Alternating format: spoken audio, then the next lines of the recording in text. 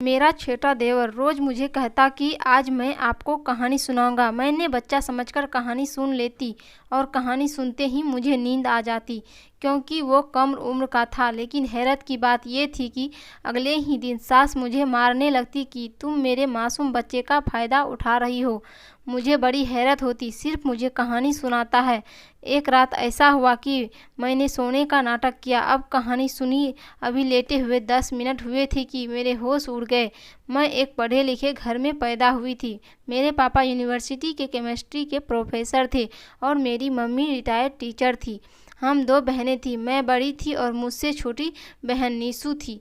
मैं यूनिवर्सिटी के स्टूडेंट थी। अब पापा के साथ यूनिवर्सिटी आया जाया करती थी, जबकि इंटर कॉलेज में पढ़ रही थी और हमारा कोई भाई नहीं था। लेकिन मेरे पापा ने फिर भी हमें कोई फ़र्क नहीं रखा था और कभी इस बात का एहसास भी ना होने दिया कि 2 बेटियां बोझ होती है। आस पड़ोस और रिश्तेदार की तरफ से हमेशा हमें इस बात का ताना मिला था। मेरे पापा को कई बार मेरे चाचू लोग ने कह दिया था कि वो दूसरी शादी कर लें बेटे के लिए। बेटियां तो पराया होती है, ब्याह करके दूसरे घर चली जाएगी तो अकेले हो जाएंगे, तो बेहतर है अपने बुढ़ापे का सहारा तलाश कर ले। लेकिन पापा ने कभी उनकी बात नहीं मानी थी और हमें सबसे पहले और सबसे आगे रखा था। मेरे पापा दुनिया के बेस्ट पापा थे। उन्होंने कभी किसी चीज़ की कमी महसूस ना होने दी।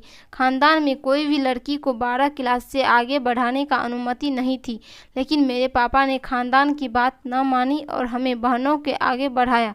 अब इसलिए खानदान का कोई भी इंसान हमें पसंद नहीं करता था। सबके नज़दीक में हम दोनों बहनें पढ़ लिख कर आगे बढ़े।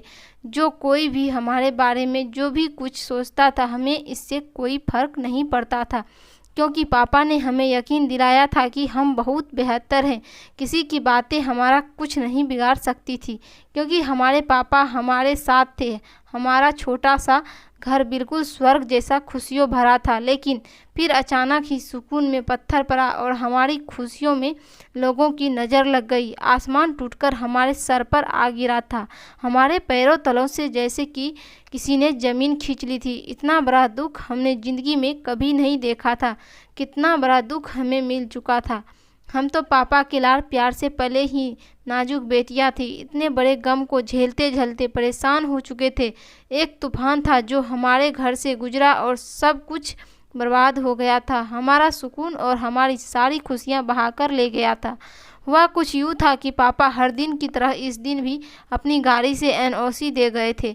मौसम बदलने की वजह से मम्मी ने मुझे जाने से रोक दिया था। मैंने छुट्टी की, 2 नीसू जी ने छुट्टी कर ली थी। दोनों बहनें मिलकर खूब मौज मस्ती करेंगे। पापा को गए हुए मुश्किल से 1 घंटा हुआ था। एक कॉल मेरे मोबाइल पर आई और दूसरी तरफ से जो खबर सुनकर मेरे होश उड़ गई थी।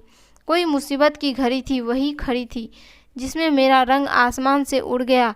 मम्मी लोग मुझसे पूछ रही थी कि हुआ क्या है, और मैं सदमे की वजह से अभी तक बुरे हालात में थी। मुझे अपने आप को नहीं संभाला जा रहा था, तो मम्मी को खबर कैसे सुनाती, तो वो हमको कैसे संभालती। मुझे हिम्मत नहीं हो रही थी उन दोनों को बताने की, लेकिन बताना तो था ही। मैंने बहुत मुश्किल से हिम्मत करके मम्मी को बताया कि पापा की गाड़ी का एक्सीडेंट हो गया है और पापा का बहुत बुरा हालत है, हॉस्पिटल में एडमिट है। मम्मी ने सुना तो उनकी और नीसू की हालत मुझसे बदतर हो गई थी। मैंने बड़े होने के नाते अपने आंसू पोंछकर खुद को थोड़ा मजबूत किया और भागते हुए बाहर निकल आई और टैक्सी रोककर मम्मी नीसू को बुलाया और फिर हम तीनों टैक्सी में बैठकर हॉस्पिटल की तरफ गए।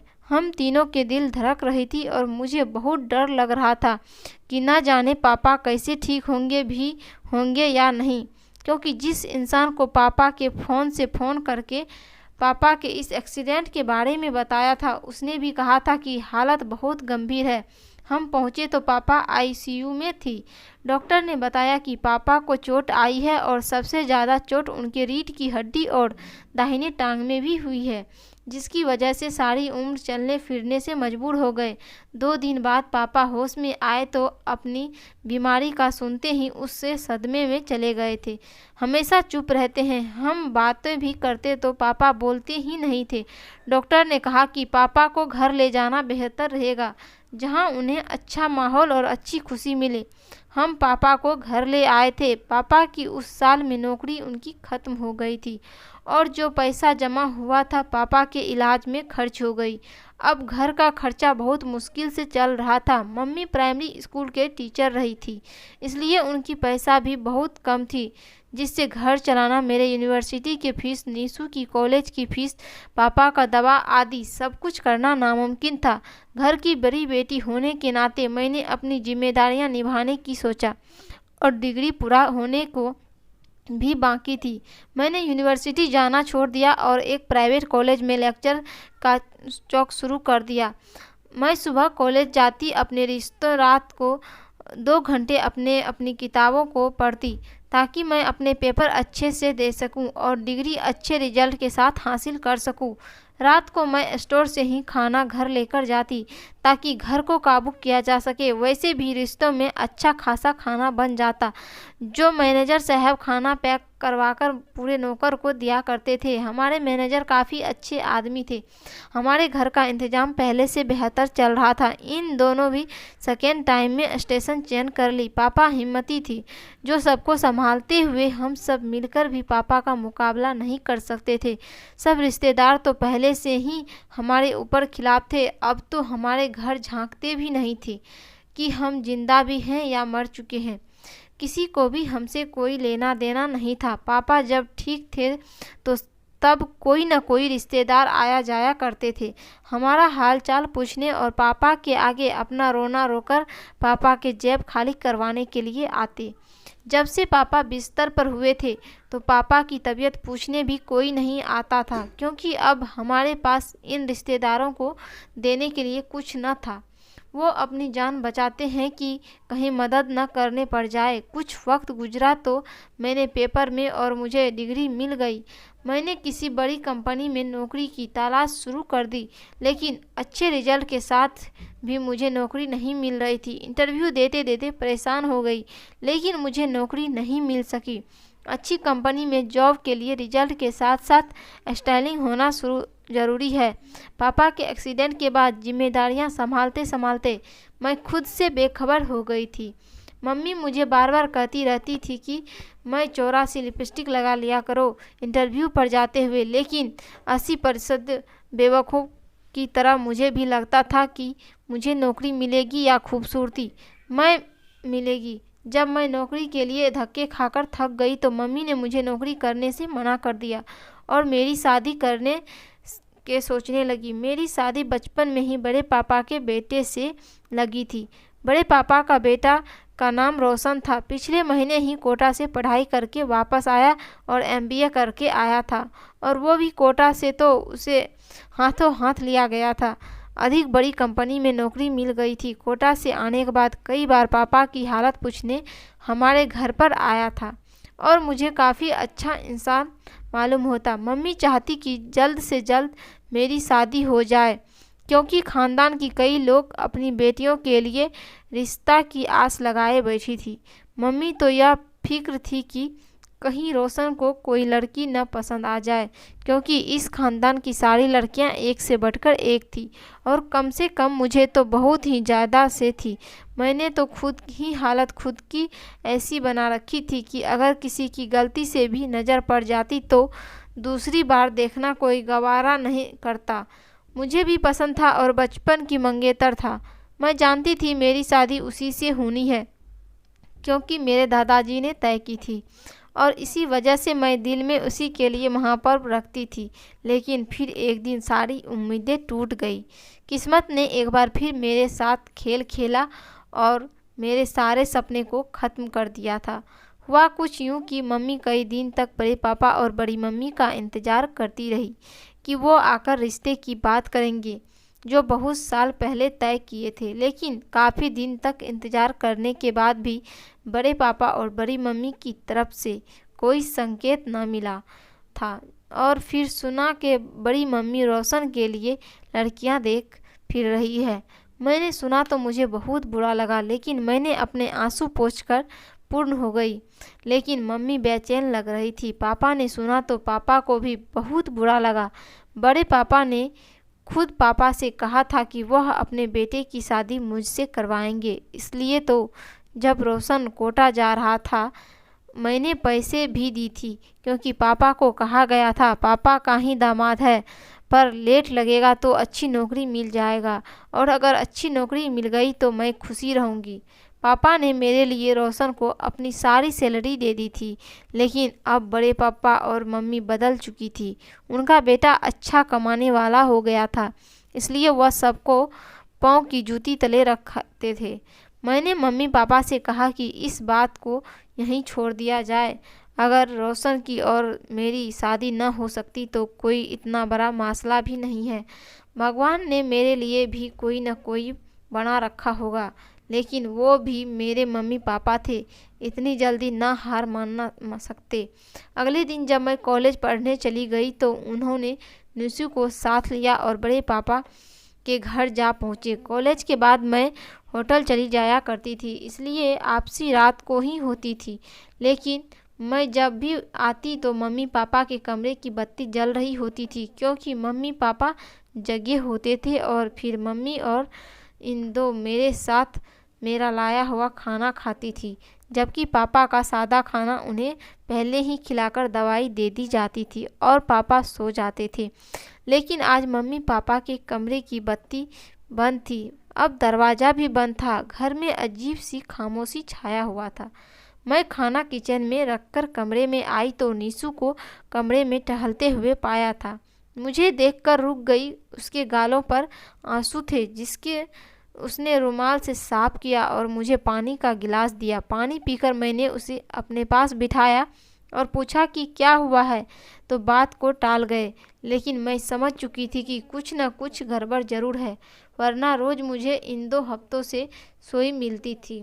मेरे पूछने पर निशु ने बताया कि शाम को मम्मी और पापा के साथ बड़े पापा के घर गई थी।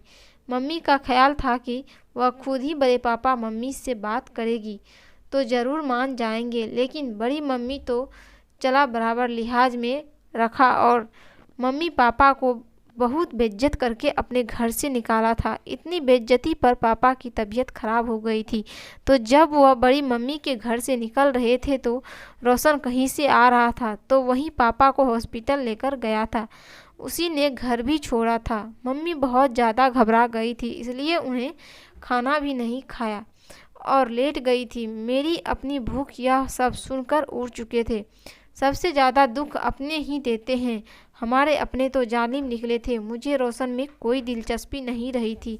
अब बड़ी मम्मी तो थे, बट इमेज और इनके लिए तो दिन में नफरत आ गई थी। मैंने अपने चेहरे पर ज़बरदस्ती की मुस्कुराहट थी और कपड़े चेंज करके खाना कमरे में ही ले आई और फिर हम दोनों ने खाना खाया। मैं अपनी वजह से अपनों को दुख नहीं देना चाहती थी। सुबह मैंने कॉलेज से छुट्टी कर ली, क्योंकि आज फिर मुझे एक इंटरव्यू के लिए जाना था और मुझे यकीन था कि आज मुझे जॉब मिल ही जाएगी। मैं जहां इंटरव्यू के लिए गई तो 50 और लड़कियां मौजूद थे। उन्हें देखकर मेरी उम्मीद टूट गई थी, लेकिन जब मैं इसके बॉस से मिले तो मैं काफ़ी रिलैक्स हो गई थी, क्योंकि बॉस काफ़ी हंसमुख और अच्छा था। मेरी उम्र का था, लेकिन मुझे हैरानी हुई कि वो इतनी सी उम्र में कैसे इतनी बड़ी कंपनी का मालिक बन गया। इसलिए मुझे सवाल किए और पहले ही मुलाकात में काफ़ी अच्छा इंसान मालूम हुआ था। मुझे मेरी जॉब मिल गई थी और सैलरी भी काफ़ी अच्छी थी। मैं वापस घर पर मिठाई का डिब्बा लेकर पहुंची तो रोशन पहले से ही मौजूद था। पापा की पूछताछ करने आया था। उसने मुझे नमस्ते किया था, लेकिन उसे देखकर मुझे आज बहुत गुस्सा आया था। मैं बिना उसके नमस्ते का जवाब दिए अपने कमरे में आ गई। थोड़ी देर के बाद जब वह चला गया तो मम्मी मेरे पास आए। उन्होंने बताया कि रोशन पैसे वापस करने आया था जो कोटा जाते हुए उसे पापा ने दिए थे। आज मम्मी बहुत खुश थी, क्योंकि रोशन ने वादा करके गया था कि वह अपने माँ बाप को मनाकर बहुत जल्द मेरे लिए रिश्ता लेकर आएगा। अब उसने भी कहा था कि उसके माँ बाप जो भी कहें और शादी सिर्फ मुझसे करेगा, क्योंकि उसे मैं बहुत पसंद हो गई। मन उसके बाद से बहुत खुश हो गई थी, लेकिन मुझे ना रोशन ना ही रशीद के बातों में दिलचस्पी थी। मैंने मम्मी को अपनी नौकरी की खबर सुनाई और उनके मुंह मीठा करवाया, लेकिन मेरी माँ मेरी जॉब से ज़्यादा रोशन के आने से खुश थी। मैंने मम्मी की बात पर ज़्यादा गौर नहीं किया क्योंकि मैं जानती थी कि रोशन की और मेरी शादी कभी नहीं हो सकती थी। मैंने अगले दिन ऑफिस ज्वाइन कर लिया और पूरा लगन से अपना काम करने लगी थी। यहाँ का माहौल भी काफ़ी दोस्ताना और अच्छा था। थोड़ी देर में मैं काफ़ी अच्छे से एडजस्ट हो गई थी।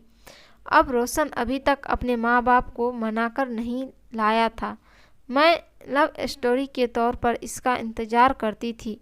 मुझे काम करते 3 माह हो चुके थे और इसी दौरान नीसू का रिश्ता आया था। दोनों एक साथ ही लड़के ने पढ़ाई की थी और अपने माँ बाप का इकलौता बेटा था। अच्छी नौकरी करता और सबसे बढ़कर नीसू का दूसरे को पसंद करते थे। मम्मी पापा चाहते थे कि पहले मेरी शादी हो, लेकिन इसका भी दूर दूर तक ख्याल ही नहीं था। मैंने मम्मी पापा को नीसू की शादी के लिए मना लिया और फिर दोनों की शादी मैंने बहुत धूमधाम से की। नीसू की शादी हुई अभी कुछ ही माह हुए थे कि अचानक कुछ अजीब सा होगा, इतना जिसको मैंने सोचा भी नहीं था। मेरे बॉस ने मुझे प्रपोज कर दिया। उसे मेरी सादगी से मोहब्बत हो गई थी और अब वह मुझसे शादी करना चाहता था। मुझे कभी न कभी शादी तो करनी ही थी, तो मैंने मम्मी से बात कर ली। मम्मी भी एक तरफ से मायूस हो चुकी थी, इसलिए भी मान गई और उसने अपने भाई और भाभी के साथ मेरे घर मेरा रिश्ता लेकर आ गया। फिर वे 3 भाई और थे जो शादीशुदा थी। प्रतीक सबसे छोटा था। भाभी अब कुछ खुश नहीं लग रही थी, शायद मजबूर करने पर आई थी, लेकिन मुझे उनसे क्या लेना देना। प्रतीक से मोहब्बत करता था, इतना ही काफ़ी था। पहली मुलाकात में शादी की तारीख तय कर दी गई और प्रतीक मुझे मंगनी की अंगूठी पहनाकर चली गई थी।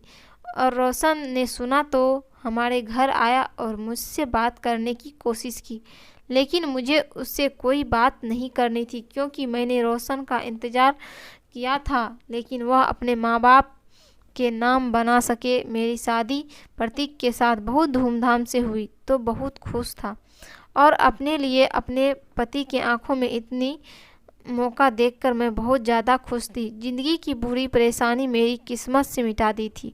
मैं प्रतीक के साथ बहुत अच्छी और खूबसूरत ज़िंदगी गुजार रही थी। मैं एक दूसरे की संकट में भी बहुत खुश थे, लेकिन खुशियाँ के दिन बहुत कम आती है सिर्फ जल्द से जल्द जाने के लिए। और मेरी ज़िंदगी में तो खुशियाँ हमेशा से ही रही।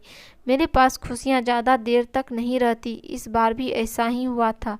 खुशी और आई चली गई, लेकिन मैं कुछ ना कर सकी थी। मेरी ज़िंदगी की आमद टूट चुकी थी, जिसने मेरी जान निकाल दी थी। हुआ कुछ यूँ था कि प्रतीक इन दिनों में बहुत खुश था कि उसे बहुत बड़ा बिजनेस प्रयोजन मिला था, जिसकी वजह से उसकी कंपनी और बदली पर पहुंची जा सकती थी। लेकिन फिर अचानक से खुशी गम में बदल गया। क्या मस्त हो चुकी थी जिसने मेरी जान निकाल दी। कुछ यूँ था कि प्रतीक इन दिनों में बहुत खुश था कि उसे बहुत बड़ा बिजनेस प्रपोजल मिला, जिसकी वजह से उसकी कंपनी बदली पर पहुंच सकती थी। लेकिन फिर अचानक से वो खुशी गम में बदल गया। फिर कंपनी में आग लग गई थी और सब नौकरों को वहां निकाल कर सही जगह तक पहुंचाते पहुंचाते काफ़ी लेपिटों ने पकड़ लिया और मेरे पेरेंट्स को जलाकर मार डाला था। मेरी तो दुनिया ही उजड़ गई थी। मेरी ज़िंदगी से मेरा अपना निकल गया था। मेरा इतना प्यार करने वाला पति चला गया। अब कुछ न कर सकी थी। मैं उसे चाहकर भी जाने नहीं रोक सकी। अब मेरे पति को मेरे हुए एक ही दिन भी नहीं हुआ था कि उसके भाई और भाभी ने अपना असली रंग दिखा दी। मुझे घर में एक दिन भी नहीं रहने देंगे और मेरे माँ बाप को बुलाकर मुझे घर से निकलवा दिया था कि सारे कंपनी जल चुकी थी। इसलिए मेरे पास प्रतीक की यादों के सिवा कुछ भी नहीं बचा था। मैं खाली हाथ वापस अपने माँ बाप के घर आ चुकी थी। बहुत दिन तक मैं सदमे में रहने के बाद ज़िंदगी की तरफ लौट आई थी, जिसमें बड़ा हाथ नीसू व उसके 2 नन्हे मुन्ने बच्चों का था।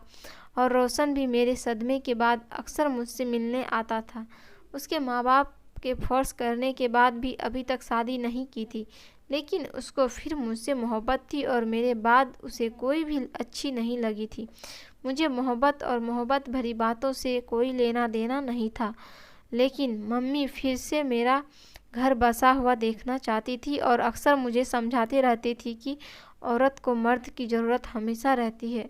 और मैं भी आखिर मान गई थी। और इस बार तो रोशन ने भी अपनी माँ पापा को मना कर रखा होगा। शायद मजबूर हो गए थे कि जिद के आगे मेरे लिए रिश्ता ले आई थी। मैं खुशकिस्मत थी कि मेरा पहला पति मुझसे बहुत प्यार करता था और मेरा होने वाला दूसरा पति ने मुझसे मोहब्बत करता था। मेरी ख्वाहिश पर शादी सादगी से की गई। बड़ी मम्मी और रिश्ता परिमाण में और रोशन धूमधाम से करने का इरादा रखे थे। आखिरकार मेरी शादी रोशन से हो ही गई। मुझे कभी कभी लगता था कि हम दोनों एक दूसरे के लिए नहीं बने हैं, लेकिन जोड़े और किस्मत आजमाने पर बनती है। हमारे भी वही बनकर आई थी। मैं दुल्हन बनकर रोशन के घर आई। रोशन के सिवाय किसी का रवैया मेरे साथ अच्छा नहीं था। बड़े पापा और मम्मी तो बात करना भी पसंद नहीं करते थे और भाभी तो आते जाते कोई न कोई ताना मारी जाती थी। और बड़ी मम्मी तो मुझे ज़्यादा गर्मी कहा करती थी, जिसने उनके अच्छी मृत्यु को काबू कर लिया था। रोशन का एक ही 13 साल का भाई था, रोहन, जिसके साथ मेरी बहुत अच्छी दोस्ती हो गई थी। वह पहले भी कभी कभी कभार हमारे घर आ जाया करता था इस पल के किसी सवाल को हल करने। और अब तो मैं उसके घर आ गई थी तो भरत मेरे पास ही आया जाया करता था, जो बड़ी मम्मी को बिल्कुल भी पसंद नहीं था। मुझे समझ नहीं आती थी कि बड़ी मम्मी को मुझसे क्या दुश्मनी है। उन्होंने रोशन की शादी करनी तो थी, मुझसे हो गई थी, क्या गलती हुआ आता था, लेकिन फिर रोशन की वजह से उन्हें सब बताकर जाती थी, क्योंकि वह मेरा बहुत ख्याल रखता था। दूसरा, मेरे लिए ढाल बन जाया करता था। मैं छोटे देवर को जाने कहाँ से अचानक कहानियाँ का भूत चढ़ जाता और वो भी सुनाने वाला। रोशन इन दिनों में कोटा गया हुआ था तो मैं अकेली थी, तो मैंने अपने देवर की डिमांड मान ली और न जाने कहाँ से कहानियाँ सुनकर आता और फिर मेरे पास लेटकर मुझे कहानियाँ सुनाने लगता। और छोटा सा बच्चा था, मेरे लिए मेरे बच्चों की तरह था, इसलिए मैं उसे बहुत मोहब्बत से पेश आती थी और उसकी कहानी सुन लिया करती थी। और जैसे जैसे कहानियाँ सुनाता जाता मुझे नींद आ जाती थी और मैं सो जाती थी। पहली बार जब मेरा देवर मुझे कहानी सुनाने के लिए मेरे पास आया तो मैंने भी बच्चा समझकर उसे अपने पास सुला दिया। अब उसकी कहानी सुनते सुनते खुद भी सो गई और जब अगली सुबह उठी तो बाहर बड़ी मम्मी की शोर शराबे की आवाज़ आ रही थी। मैं उठकर देखने बाहर आई। क्या हुआ है? तो बड़ी मम्मी अपनी जुबान पर मेरा पूरा नाम लेकर मुझे कोस रही थी और फिर मुझे देखते ही उठ खड़ी हुई और मेरे बालों को पकड़कर पटक दी। मेरे सर पर चोट आया, लेकिन मुझे हैरानी उसकी बातों पर हुई जब मुझे मारते हुए कह रही थी कि मैं उनके छोटे बेटे का फ़ायदा उठा रही हूँ। मुझे समझ में नहीं आई कि यह बात क्यों कह रही थी। मुझे चोट लगी थी, लेकिन मैंने ही रोशन को बताया, ना ही अपने माँ बाप को, क्योंकि मैं नहीं चाहती थी रोशन अपनी माँ से बदतमीजी करे और मेरे माँ बाप को पहले ही मेरी वजह से तकलीफ़ें सह चुके थे। अब मैं कोई तकलीफ़ नहीं देना चाहती थी और वैसे भी नीशू के प्रति की प्रमोशन हुई थी। उन्होंने डिफेंस में बंगला ही मिल गया था और वे मम्मी पापा को भी अपने साथ ले गई थी। मैं उनको बताते तो ऊपर शाम होकर वापस आ जाते, फिर से अकेले रहने लग जाते। इसलिए मैंने बड़ी मम्मी को इग्नोर किया, लेकिन फिर उसकी फालतू की बातें और मुझ पर जुल्म करना रोज़ बढ़ने लगा। मेरा देवर रोज़ मेरे पास आता और मुझे कहानी सुनाने लगता। वो बच्चा जैसा ही कहानियाँ होती, सुनते ही मुझे नींद आने लगती और अगले दिन बड़ी मम्मी हंगामा और मारपीट करने लगती। मेरे शरीर पर चोट का निशान बन चुके थे, लेकिन बड़ी मम्मी को तरस नहीं आता और मेरे बाल खींच दी और यही कहती थी कि तुम मेरे मासूम बेटे का फ़ायदा उठा रही हो।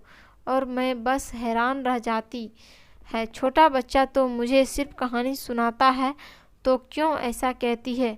मैंने फैसला किया कि मुझे पता चला कि बड़ी मामी ऐसा क्यों कहती है, आखिर मसला क्या है। तो उस रात में भी जब मेरा देवर मेरे पास आया और कहा कि मुझे कहानी सुनाएगा, तो न मैंने मुस्कुराते हुए उसे अपने पास लेटा दिया। वो कहानी सुनाने लगा तो मैं झूठ मूठ की आंखें बंद करके लेट गई।